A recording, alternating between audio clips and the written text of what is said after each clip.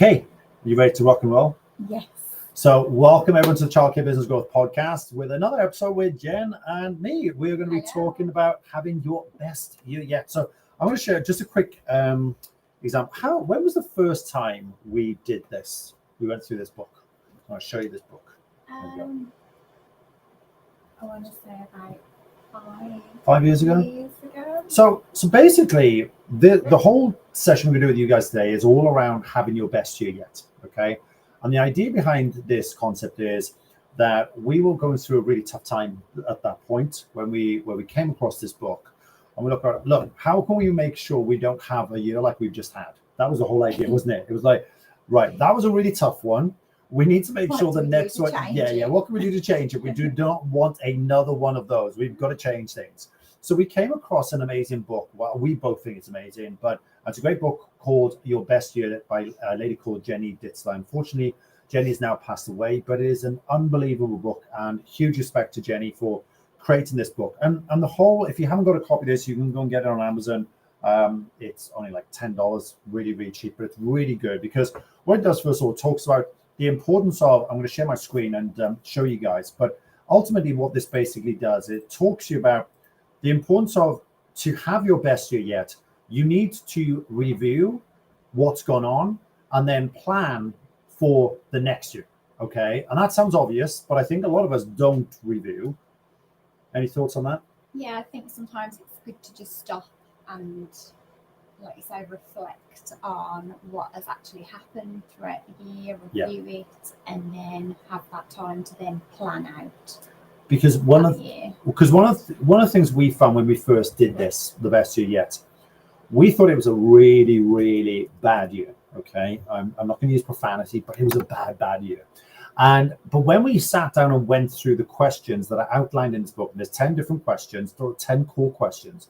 When we sat down and went through the questions within this book, one of the things we found was actually it wasn't as bad a year as we thought it was, because there was a lot of good that had happened. Yeah, and sometimes they outweigh maybe the negative things. Yeah. Then it's only when you actually think about those things, it highlights then how much positivity you maybe have had that year. Special. So the whole idea, basically, this book, what it does, it breaks down these 10 core questions that we're going to take you through. Now, we do this every single year, okay? And there's one question that I'm always worried about every year that we get to, and I'm going to get to you guys with this later on. We would encourage you to do this if you have a partner, whether that's a relationship or a business partner. Encourage you guys to sit down and do it with them, but you don't share your answers until you've actually done the question yourself. So you fill the question in, you look at the question, you think, you reflect, you write down your answer, and then off the back of that, what you then do is then talk about that answer as well. That's how we typically do it. Yeah. Lots of ways you could do it, but that's how we do it. Yeah, I think a lot of people, they get to a point where they then get their children involved, which is what we did. Well, we've done that. Children, just so that you know exactly what they want to accomplish within the next year and what they've already accomplished for them to think about it as well. Yeah, and we also do this every single year, by the way. So it's not just a case we do this once and then it's forgotten about. Since we started doing this 5 years ago, we do it now every single year. Typically, we will. Sometimes it will be left until New Year's Eve. We don't go out. We're not big party animals. We've got young families, so for us, it's one of those things we sit down and evaluate. But we plan out. And what typically happens, though, I think what some people do is they'll just plan out. They'll have New Year's resolutions. Ours isn't about that. What ours is we look down. We go, what's happened over the last 12 months? Let's evaluate it first, and then off the back of that, then we will plan out. Okay, where do we need to make changes next year? But we've already planned out a lot of the stuff ahead of that time. Yeah, and we break it down into like months as well, don't we? Obviously, that's a little bit more in depth. Yeah, we can share that. We'll go through that today as well. So you are right. Let's get stuck into that. So first question, basically the whole idea behind this, number one, is what did you actually accomplish this year? Now, part of the problem is if you don't track this throughout the year, you're going to struggle to remember. Now, we actually encourage you guys to do this on a personal and a business level. There are lots of things that are going to happen. So we both have, I don't know if you got your diary with you, but we have the same type of diary together, Jen and I. We love this particular diary. If you guys want the link, let me know. But what it allows us to do, we plan out everything in here. We have all of our milestones, all the things we've achieved. So I don't need to worry about thinking, oh, and sitting there for 20 minutes going, what did we accomplish? Because everything we have accomplished is broken down. Every single month, every single week, it's all in the diary. You might think, oh, that's a bit of a pain to, but it's not, because if you're having a tough week or a pretty shitty week, it's actually a great thing for you to do, to reflect on that week and see the positives, not just the negatives. Yeah. So the first question to do here, guys, is to sit down, spend as long as you need to, and actually write down, what did you accomplish with your both personal and business? Anything you want to add to that one? No. Okay. Question number 2. What were your biggest disappointments? Okay. So, and again, you can split these if you want to into personal and business, totally up to you guys. But just write down everything you feel was the biggest disappointment, and ultimately why you think it was the biggest disappointment. It's important to evaluate why you think that was a disappointment. So anything on this one? We'll get into the meat and potatoes, the big ones, later on, but these are just the introductory ones. And then what did you learn? I always write down. I am a huge advocate of learning.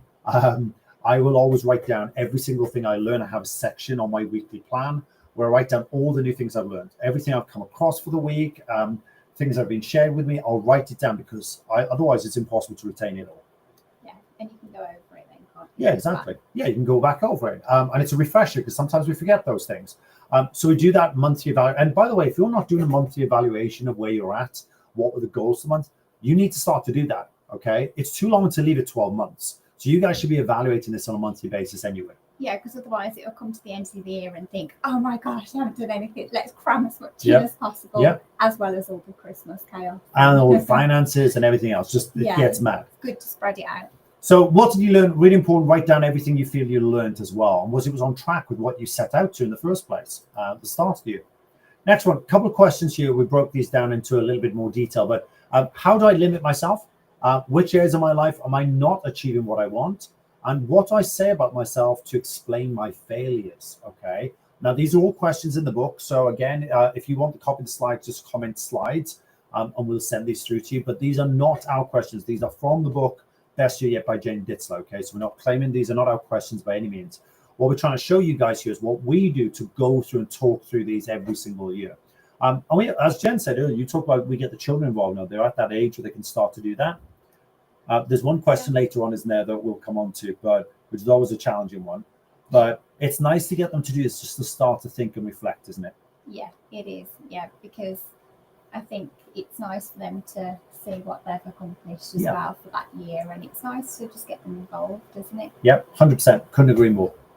So just to recap, how do I limit myself? Which areas of my life am I not achieving what I want? And then what do I say about myself to explain my failures? Now, carry on. I was just thinking, like, how do I limit myself? I think with that question itself, it's quite powerful, and I think it helps you kind of analyze yourself and make, I suppose, progression for yourself as well. 100%. Yeah, I couldn't agree more. I think one thing we need to point out on 4.2, which areas of my life am I not achieving what I want? Some people might have a question around, well, what do I mean by areas? What we mean by areas there is basically, or what Jen means by areas is it, for example, being a father or a husband or a son or a daughter, for example. Those are areas of your life where you might just want to classify it into personal, health, it might be business, it might be education, but you can come up with the categories. This is an open book. It's up to you guys to decide. Is that fair? Yeah. I think everyone's different, aren't they? What's the main areas within your life? And we'll highlight this later on the wheel, which is probably my favorite question in here, but it allows you to look at all the key areas of your life. So we'll come on to that shortly. So what are my personal values? Okay. Because it's not only, sometimes a lot of things that you were disappointed with, usually because it didn't align with your personal values. That's what we found when we've done it.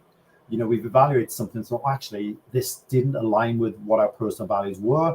As a result of that, we compromised that, and as a result of that, that's why it happened. Or, personal value might be that we are really driven around things have to be done on time, and something might not be done on time. It could be as simple as that, and you might class that as a disappointment. Okay, definitely we've got goals, financial goals, and if you don't hit them, you question why you didn't hit them. If you if you did hit them, were they too low in the first place? So it's just making sure that you guys start to think about what are your personal values. And again, husband and wife or business partners, you might have different personal values. You're not going to lie, because this is about the personal, not your business values. Okay, super important to get the difference there. Anything else to add to that one? No? Okay. Next one. So this is the where we highlight the roles now. So what areas do I play? What roles do I play in my life? I'm sorry. So for me, we've got father, son, husband, director, family member, friend, coach, or minder. Now, obviously, Jen's would be equivalent to this, but reverse for being a wife, etc. But the situation you've got here, guys, you might come up with more than these 8 areas. It is important, if you can, to try and limit them to 8 if possible. And there's a reason when we get onto the wheel, but typically you want to be looking around 8 core areas. Okay. You might be talking about, for example, that you have more family members. You want to spread that out a little bit, but try and group it together if you can. So these are mine. Make sure you write down your areas. And again, Jenny gives you examples in the book. If you're unsure as well, you can use a platform like ChatGPT to talk about other areas. And you might not even have 8 areas. That's another one we come across. Some people don't have 8 areas. Yeah, and that's okay. That's totally fine. Okay, totally fine. Don't worry if you don't have 8 areas. It's less for you to worry about. Okay, yeah. So that's the way to look at it. Now, this is the one that challenges everyone. We have got into some trouble with couples that have done this. It's caused some arguments with other people. I know there's a couple of our clients that have gone through doing this question, and it's actually caused some problems. But it was probably conversations that need to be had. Yeah, but don't let that put you off. Yeah, don't let it put it off. You've got to get it done. So let me give some context. Important, isn't it? Yeah, it's super important. So basically the idea here is as soon as you select your 8 areas of your life that you want to look at, the idea is that you plot those 8 areas around the circle. Okay. And then if you imagine that the inner circle is a 1 score, right the way up to the outer circle, which is a 10 score. And what I want you to do is to come into this area. So for example, as a son, you would come in here and you would score yourself for a score of 1 to 10. And you've got to think about this. Don't just be reactive. Just take a few minutes on each one and think about where would you honestly score yourself right now. So the idea is you work around the wheel, you complete those scores first of all yourself, you put all the scores in, and then this is the part that causes challenges. This is where you then get your partner or those other individuals to evaluate you. Now, I'm going to tell the story.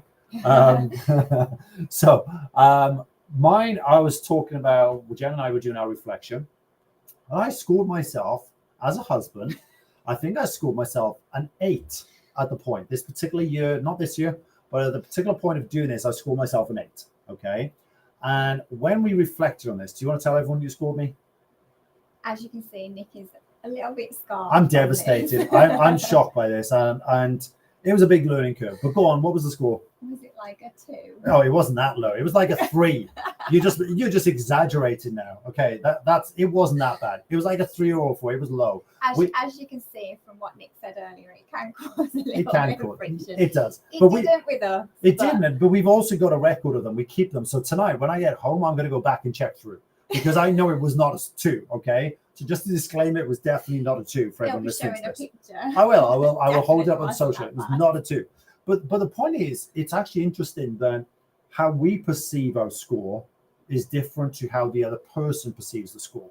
Yeah, and again, it's reflecting, isn't it? So it's kind of then having that communication between each other and just constantly then improving, and going off why that was that score, and just evolving and improving from there. Yeah, I'll give you an example. So if I was looking at, for example, my own mind, what that means is your personal health. Okay. So I'm big time into fitness. It's my release. It's my thing that I love to do. But there's 2 sides to that. For example, my own mind. So on the one hand, you could say, well, I score highly because I go to the gym frequently. I do lots of exercise, but equally my sleep is really poor. Okay. So there's kind of like a scales there, because on the one side, my fitness, yes, is high, but my sleep is really poor. So I've kind of got to even my score out a little bit because I'm not looking after I might be fitness-wise good, but my lack of sleep is really not good. So it's kind of getting that balance. And this is why it's important to reflect and don't just think, oh, well, as a friend, I'm really good. But are you a friend? Are you good to all your friends? Or is it just 1 or 2 people? Yeah, seeing the bigger picture, isn't it? Yeah, good point. Like you say with your own minder, it could be from a health perspective, do you do the checks and, all of that, the vitamins and nutrition, sleep analysis, and getting it checked out, doing like an MOT every single year as well. Do you get that done? That's another point. So it's the bigger picture for each area. Yeah. So I'd encourage you guys to do this, and then to get those individuals. So for example, it's a family member, get them to score you. If it's a friend, get them to score you. Again, if you're a coach or a director as a company, get your team to score you. Super important to do it, okay? Because I can guarantee you most of the time, your perception will usually be different to what other people's perception is.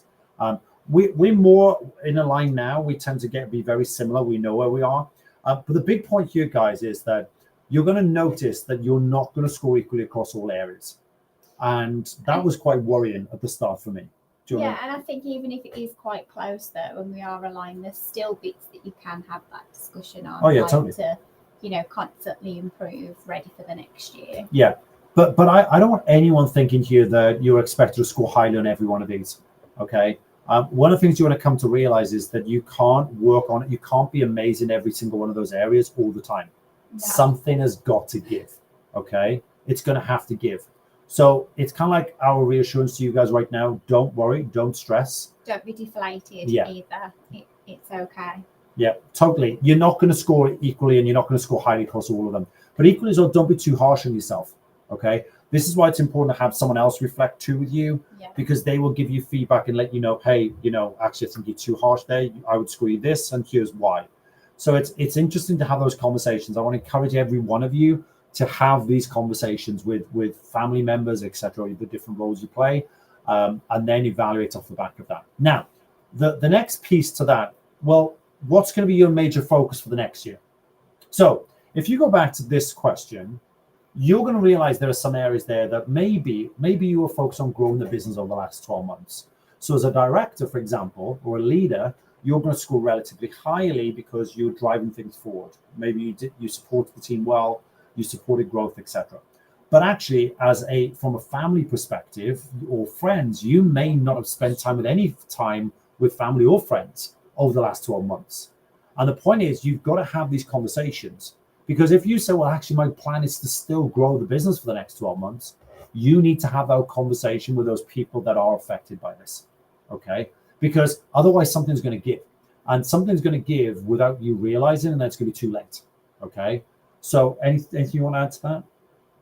No, it's very true. It's important, isn't it? Because you've got to have that discussion around, well, where does the time need to get spent? Because I personally believe 1 to 2 areas max can only get your time and attention. You can't be amazing at all of them. You might say, for example, okay, well, right now, my own mind needs to stay at that level because we plan to do aggressive growth. So I'm not going to be able to put as much time and effort into that. I'm just going to cope with doing what this is right now. But I think it's important that you guys, this is why the reflection of the last 12 months is so important first. Once you've done the reflection, then you can start to plan, okay, well, this area needs a better score. My partner, for example, is not happy where I scored, so I really need to spend some time and attention over on that area. Where do I need to get that to? Okay. So anything else on that? No, I was just thinking don't get skipping to the wheel. Make sure you do the questions first, leading up. That's a very good point. I think sometimes a lot of people do this, don't they? Yeah, just because they're like, I haven't got time to do it, but I just need to get it done. But actually, you really need to pencil that time out to fully focus on it. And the reflection, the questions beforehand enable you to get to this with a better answer anyway. Yeah. You take the time to do those. Okay. So which role is your major focus the next year? Jenny in the book talks about only having one. I think sometimes, you're going to have maybe 2 or 3 you might focus on. But the reality is, guys, there's going to be one out there that really needs your attention. And that's going to be your number 1 priority. So you need to highlight which one that is. Then we need to look at, okay, so even though one of them was the primary focus, we still need to have a goal for each one of those 8 areas that we've defined. So, for example, let's imagine that my primary focus over the next 12 months is to massively increase my father score, and I want to get that to a 10, but I still need to have other goals for the other 7 areas of my life, okay? It's not just about creating one goal for one thing, but those goals for those other areas will be smaller, okay? Not every one of them is going to be like, oh, I need to work on 10 things in my father role, whereas the others might be 2 or 3 things throughout the year, okay? You might say that there's one thing in that quarter I need to do. So, for example, if it's a family member, it might be that I need to make sure that I see family once a month. That might be the goal. That's the quarterly goal that I've got to stick to. It might be that from a husband perspective, I've got to make sure that we do date night every so often, whatever those dates, whatever that frequency is.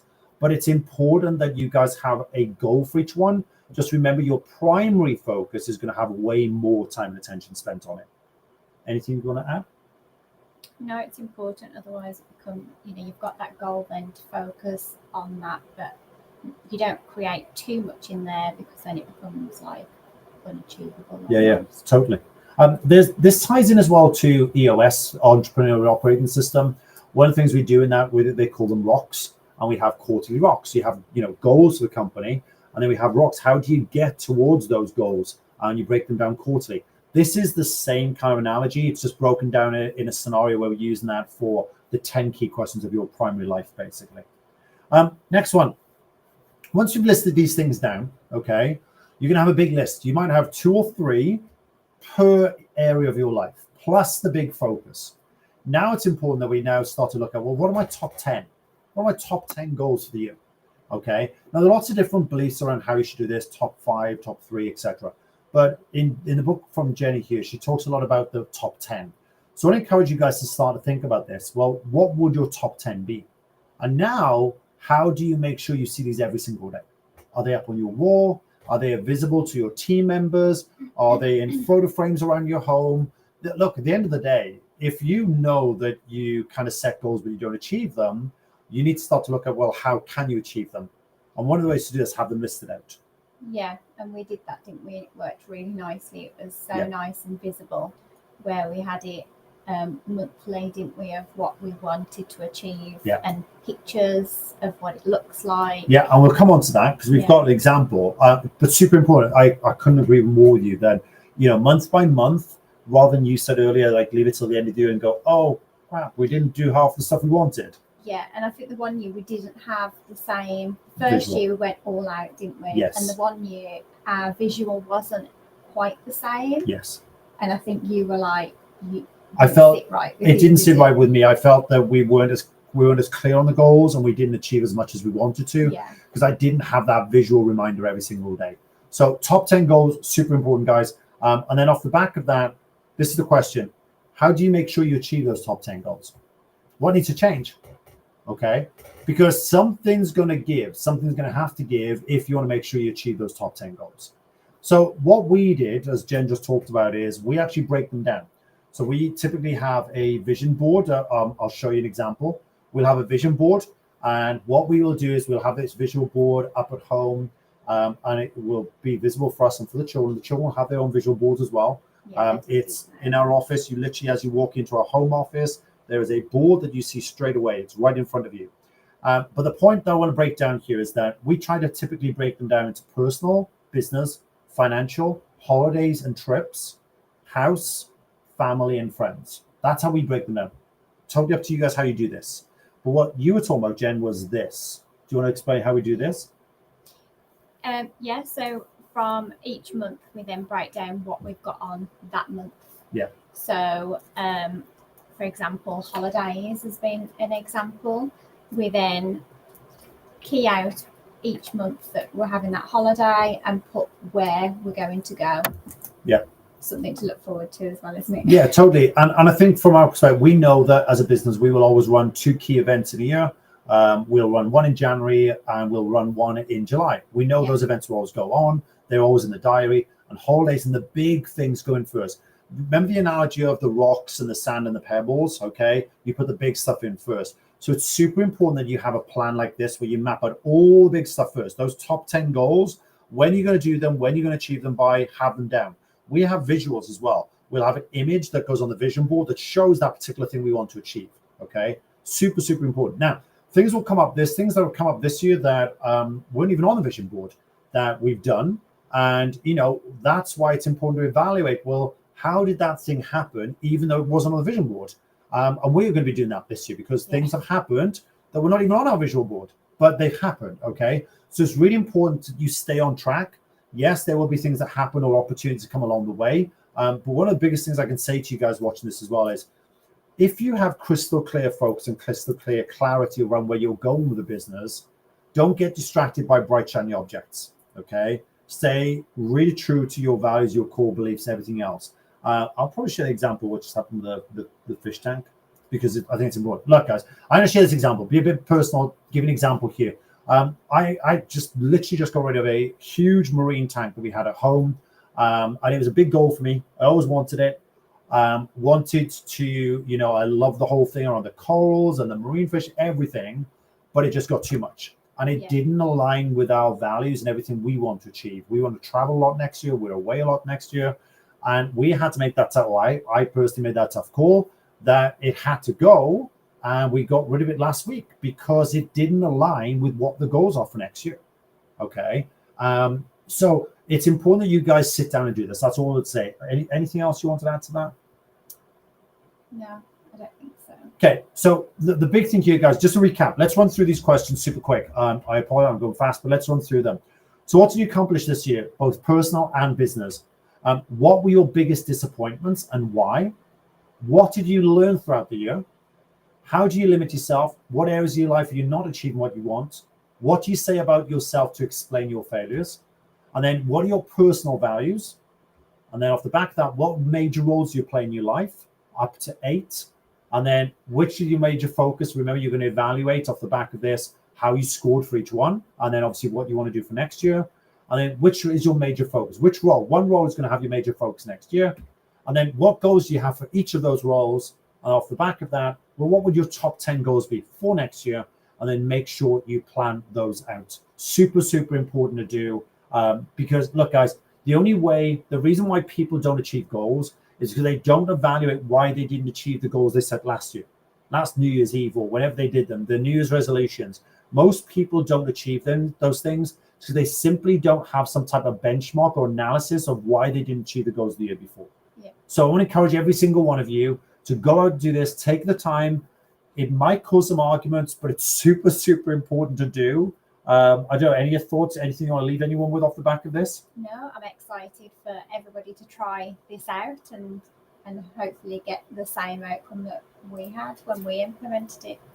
I think the biggest thing for you guys here is look, that there's not everything's going to be perfect from the start. But those of you that had a tough year this year, you might be surprised how many things that went really well this year as well. Okay. So as much as you might be nervous around this, a lot of people say that to us, like, oh, I'm a bit nervous to do this. You'll actually be surprised off the back of it. Remember, this isn't about, bashing the last 12 months. It's about evaluating the last 12 months and making sure next year, reflection, and next year is going to be your best year yet. So if you got reflection and improvement, but also just as a little thing, which is really lovely that we did do, was have the jar. Yes, so that's another jar, thing. So from the actual, goals that you've got set out for that year, whenever you have that plan of, say, January, and you accomplish all of those things that you've got planned in January, say if it's, I don't know, a visit somewhere, then take a picture and you can actually then print that picture out or have it done and then put it in your jar. And then at the end of the year, over all of the 12 months, you can then go over those pictures, and if it's a ticket to a game or whatever it may be, you can go over that, and that's quite super special as well. Isn't it? Love that. Every year we've got a glass jar at home with everything that we've achieved for the year. So everyone has their own different preferences, but I think the big thing for you, we love that now. It works really well for us, doesn't it? Yeah. Every year to go through and look at it. The big thing I want every one of you to do, guys, if you want the templates to these questions, please remember they're not our questions. They are from a book by Jenny Ditzer called The Best Year Yet. It's a great book. But if you want the questions, you want to copy the slides, just comment slides down below. We'll get those shared with you. And as Jen said, we'd love to see how you guys get on with this. Yeah. Hopefully it's helpful for you. It's a great way to spend New Year's Eve if you don't like to go out and party and just to evaluate everything. But ideally, you want to do it before that time. Yeah. Okay. You'll be surprised. We don't typically get through this in one night, do we? No, we split it down. We try to split it because there's so much. It takes a while. Yeah, and then I think it's good to do it prior to New Year as well, knowing that then you're going into the 1st of January feeling that you've got that perfect goal ahead. Hopefully it's been helpful. Let us know in the comments down below if you have any questions about this. Comment slides down below as well if you want this too. And if there's anything else, any questions at all, make sure you reach out to the team and we'll gladly get those answered for you. Thanks for watching, everyone, and we will see you guys soon on the very next podcast. If we don't speak before, have a great Christmas.